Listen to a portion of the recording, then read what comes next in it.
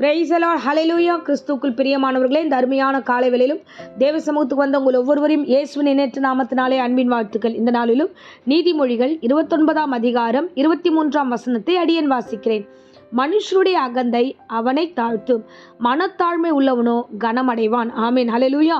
அருமையான வார்த்தை பாருங்க. இந்த காலை வேளையில மனுஷருடைய நிலைப்பாடுகளில் 2 வார்த்தை சொல்லப்பட்டிருக்கு. ஒன்று, அகந்தை உள்ளவனா இருந்தா அவன் தாழ்த்தப்படுவான், அதே மனத்தாழ்மையா இருந்தா கனமடைவான்.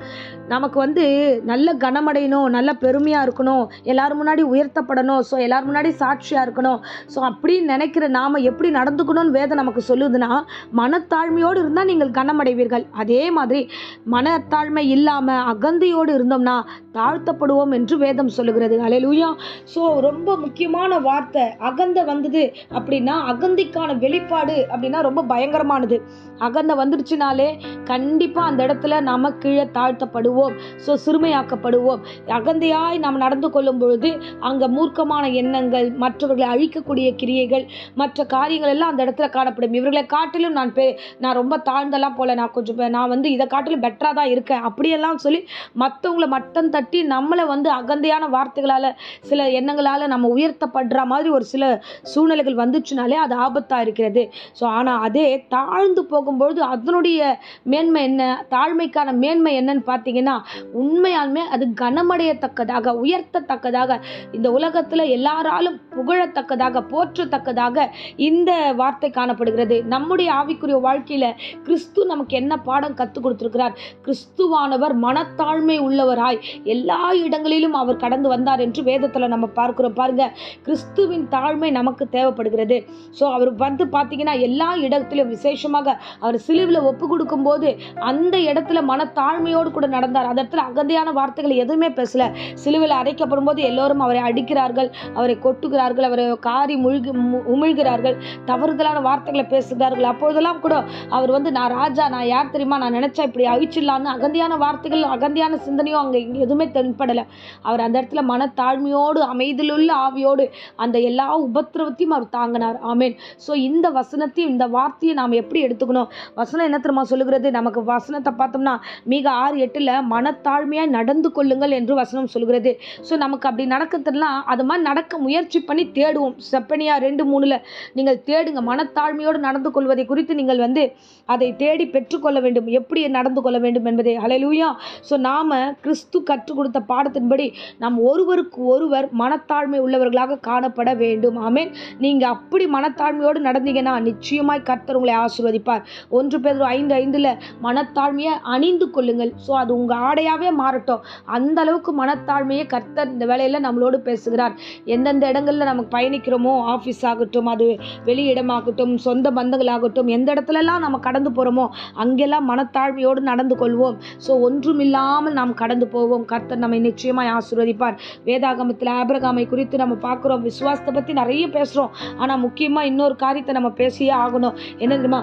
ஆபிரகாம் மனத்தாழ்மையோடு கர்த்தர் முன்பதாக அவன் ஜெபிக்கும் போது ஒரு வார்த்தை சொல்லுகிறான்.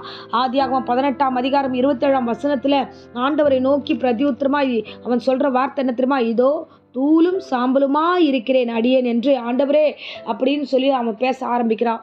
தூளும் சாம்பல் அப்படின்ற வார்த்தை என்னன்னா, டஸ்ட், வெறும் சாம்பல். இந்த சாம்பல் பார்த்தீங்கன்னா, ஒரு கட்டை எரிக்கிறோம், அது எரிஞ்சு நல்லா ஒன்றும் இல்லாமல் போகும்போது சாம்பல் வருது. அதே மாதிரி தான் அவர் தன்னுடைய காரியத்தை எப்படி சொல்கிறாருன்னா, நான் ஒன்றுமே இல்லை ஆண்டவர், உங்கள் முன்னாடி நான் எரிக்கப்பட்ட சாம்பல் ஆண்டவரே, நான் வெறும் தாழ்மையானவன், ஒன்றும் இல்லைன்னு சொல்லிட்டு தன்னை தாழ்த்தி கடவுள்கிட்ட பேசுகிறான். பேசுனதுக்கு அப்புறம் ஆபிரகாமை கர்த்தர் எப்படி நடத்தினார் தெரியுமா?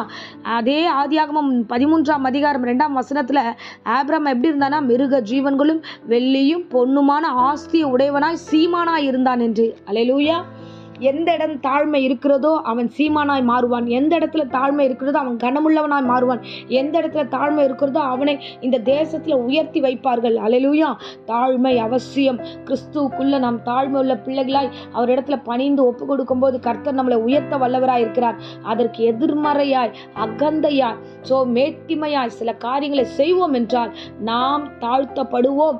அநேக ஜனங்களுக்கு முன்பாக யார் முன்னாடியெல்லாம் தாழ்த்தக்கூடாதுன்னு நீங்க நினைக்கிறீங்களோ, உங்க அகந்தையான வார்த்தைகள், நீங்கள் பேசுகிற அகந்தையான சில காரியங்கள் எல்லாம் அவர்கள் முன்னாடியே அது தாழ்த்திடும். ஆகையால் நமக்கு முன்னாடி இருக்கிற 2 விஷயம், அகந்தையா இல்லைன்னா தாழ்மையா. இந்த ரெண்டுத்துக்கும் வீரியம் இருக்குது, ரெண்டுத்துக்குமே ஒரு தன்மை இருக்குது, ரெண்டுத்துக்குமே ஒரு லெவல் இருக்குது. நீங்கள் இறங்க போகிறீங்களா ஏற போகிறீங்களா? ஸோ நம்ம இறங்கணுமா ஏறணுமா? இன்றைக்கி நம்ம உபவாசத்தோடு தேவ சமூகத்தில் கடந்து வரும் பாருங்கள். இந்த 40 நாளில் எதுக்கு வரும்? கர்த்தரிடத்தில் நம்ம ஒப்பு கொடுத்து, ஆண்டவரே எங்களை தாழ்த்துக்கிறோம், ஆண்டவரே எங்களை ஒப்பு கொடுக்குறோம் ராஜா, எங்களுடைய விண்ணப்பத்தை கேளுங்க நம்ம ஜெபிக்க வரோம் இல்லையா? அப்போ நம்ம மனத்தாழ்மையோடு தேவன்கிட்ட உட்காரணும். ஆண்டவரே என்னை மன்னியும், என்னை உன்னிடத்தில் ஒன்றுமே இல்லை, நான் எல்லாத்தையும் உம்மிடத்தில் விடுறேன் ஆண்டவரே, எனக்காக நீர் இறங்கி இந்த காரியத்தை செய்யுங்கள் என்று சொல்லும்போது கர்த்தர் அநேகருக்கு முன்பதாக நம்மளை கனப்படுத்துவார், உயர்த்துவார், சாட்சி சொல்ல வைப்பார்.